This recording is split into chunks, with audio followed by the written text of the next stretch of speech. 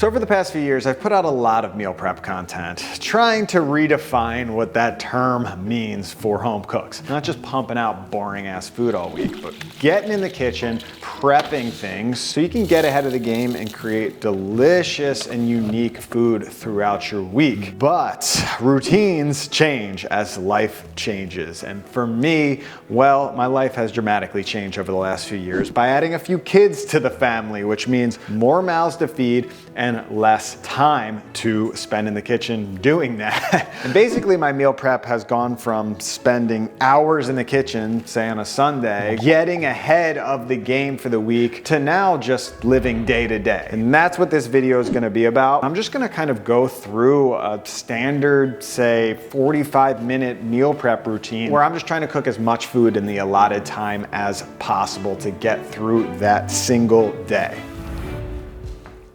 All right, let's get things started. So I am a morning person, which means the bulk of my meal prep is generally happening first thing when I wake up. And if I don't have breakfast prepared right when my kids wake up, well, I'm basically screwed. So that's the first thing on my list. And I'm going with the classic 4-ingredient banana pancakes, which you really can't go wrong with. And the first thing I'm gonna do is just peel 2 bananas and get them mashed up in a bowl.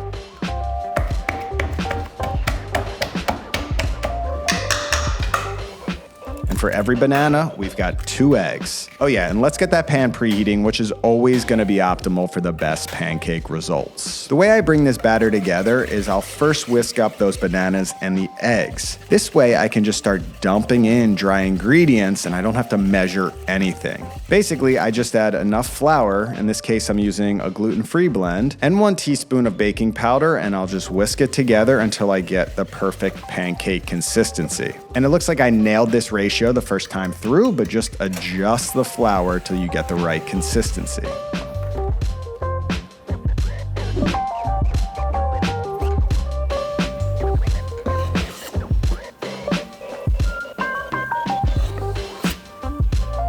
And of course, pancakes are super customizable, so get creative with the toppings to keep things interesting. Since we're entering into spring, the blueberries are popping off in the market, so I'm going with blueberry pancakes. And depending on your heat levels, these pancakes are gonna take around 2 to 3 minutes aside, which gives us time to start multitasking.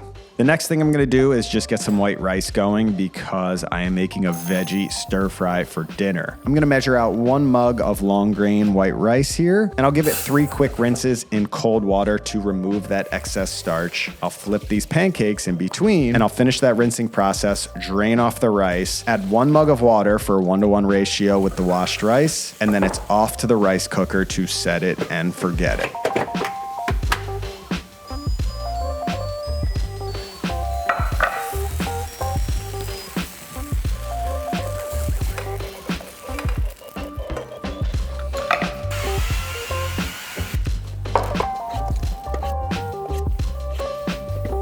So now that this second batch of pancakes is rolling, I'm gonna start on lunch, which is gonna be a crispy chicken salad. And the first thing that I need to prep is the chicken. And I've got 2 chicken breasts here, which I'll take out of the packaging and get them nice and dry.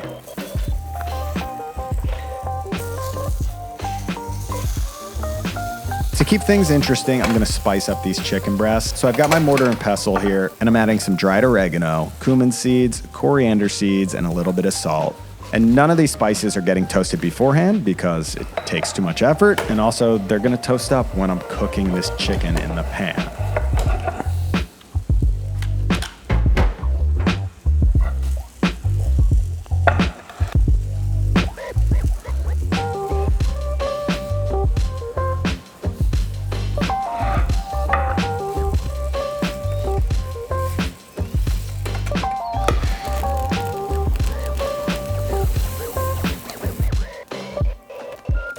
I had a few minutes before that pan real estate opened up, and whenever you have a free minute when you're meal prepping, you gotta stay ahead of the dishes. I get a lot of comments about dishes. This is clearly a big concern with home cooking, and my best tip is just to stay ahead of it. Once they start building up, it gets overwhelming, you lose motivation, but if you're just constantly doing a few dishes here, a few dishes there, your cooking routine won't seem as overwhelming.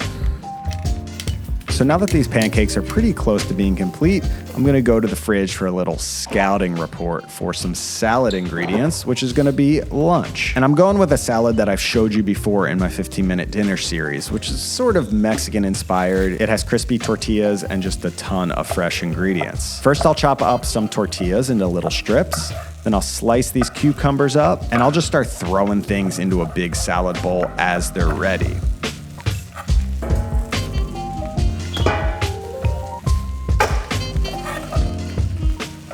Next, I'll chop up some snap peas, and finally, these pancakes are finished. And this batch is honestly gone in one day with 4 people in my household.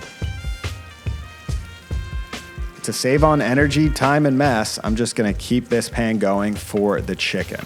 I'll get a little bit olive oil in there, and I can fit both of these chicken breasts in this 10-inch carbon steel pan, which is excellent. And I'm just gonna turn up the heat a tiny bit more to a medium so I can get a nice crust developing on this chicken. And pro tip, a splatter guard is going to be your best friend in the kitchen. These things are super inexpensive and do not sleep on them. All right, back to this salad. I've got a nice ripe avocado here. I'm using half of it, and I will just dice it up and get that in the bowl. And we've got greens for days. My garden is pumping right now with salad greens. Pretty much the only thing ready to go, but with these temperatures and all this rain, they are like supercharged. I harvested some arugula, some bib lettuce, and some red lettuce here, and then a little bit of escarole.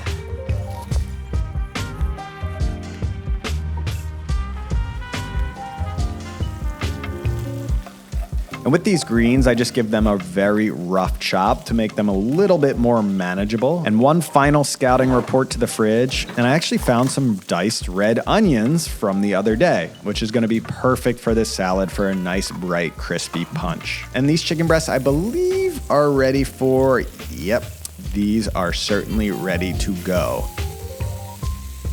So I'll flip those, I'll get them cooking and finishing through on that other side. And it's always nice to keep that cutting space nice and clear, so I'm gonna get these tortilla strips in a prep bowl. And since the chicken is still finishing in the pan, I'm moving on to some air fryer roasted veggies, which for me is sort of an essential to have in the fridge at all times because they're excellent for kids' meals, but can also multitask as some sort of add-in to an adult meal. And 2 veggies that both my kids agree on and absolutely love are cauliflower and sweet potatoes, which both roast up nice, and I can actually roast those together pretty easily. I'm gonna use half of this cauliflower. I'll save the rest for another meal later this week. And just checking in on this chicken, I've still got a few more minutes, which gives me enough time to finish cutting up these florets into manageable size pieces.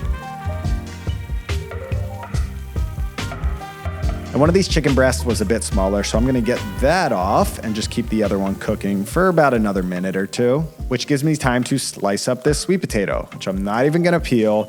I'm just gonna cut them into these little fry chunks, which should roast up pretty evenly with the cauliflower.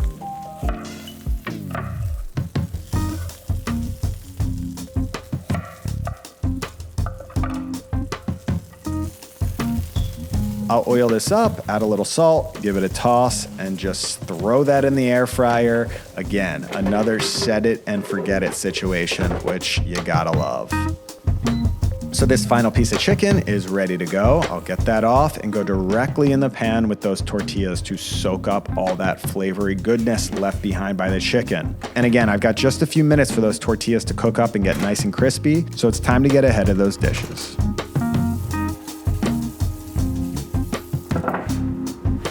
All right, tortilla strips have soaked up all of that oil. They are perfectly crispy for this salad. What I like doing is just making a little divot in one side of the salad and dumping those tortilla strips in there because they are super hot and these greens are fresh and I don't want them sitting on top and wilting those greens. And guess what? I'm keeping this same pan going right on through to the third recipe, and I will take any flavor I can get.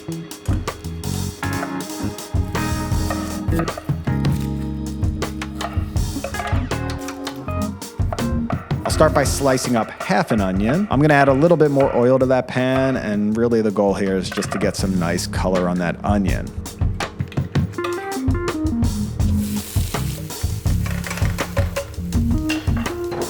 And and I'm gonna head over to the fridge for another scouting report. And I'm back with some mushrooms, which I'm gonna slice up. I'll get those stir frying in the pan with those onions, and I've got some more freshies from the garden.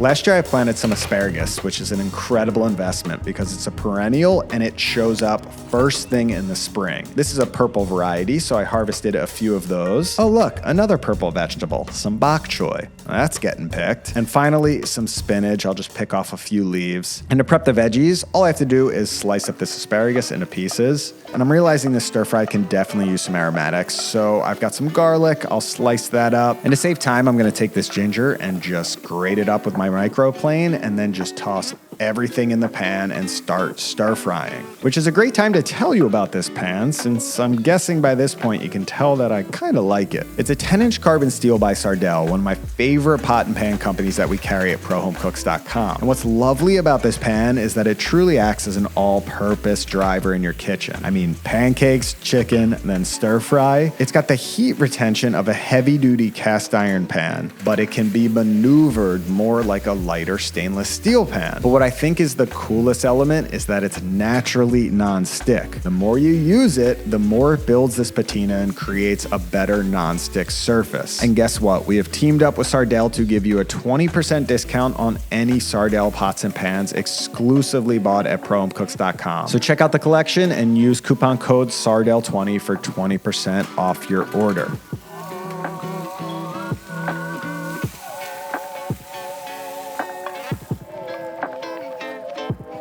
And guess what? I'm pretty much done with this meal prep. I just have to bring this salad together, and one pro tip that I love, kitchen scissors for the win. No cutting board mess at all. And up to this point, everything has been completely homemade, but there's always room for a little semi-homemade action. So I've got a vegan Caesar dressing right here that I got at Trader Joe's. And you know what? I'll take the help where I can get it. And everything gets packaged up for the day in these food containers, so it's easily accessible and ready to go.